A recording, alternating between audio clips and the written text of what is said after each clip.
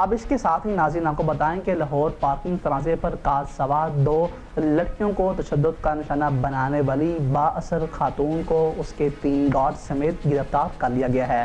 Police के मुताबिक मुलजिमा मायरा और उसके गार्ड्स ने लाहौर में सुंदर के इलाके में चंद रोज़ कबल 2 बहनों फ़िज़ा और अक्सा को तशद्दुद का निशाना बनाया था।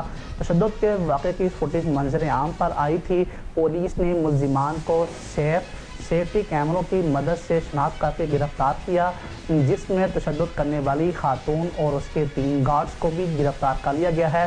चंद रोज़ कबल पेश आने वाले इस वाक़े की फुटेज में वाज़ह तौर पर देखा जा सकता है कि खातून अपने निजी सिक्योरिटी गार्ड्स के हमरा कार में बैठी 2 लड़कियों को तशद्दुद का निशाना बना रही है। पुलिस के मुताबिक झगड़ा गाड़ी पार्क करने पर शुरू हुआ। मुलजिमा खातून की शनाख्त मायरा इफ्तिखार के नाम से हुई है।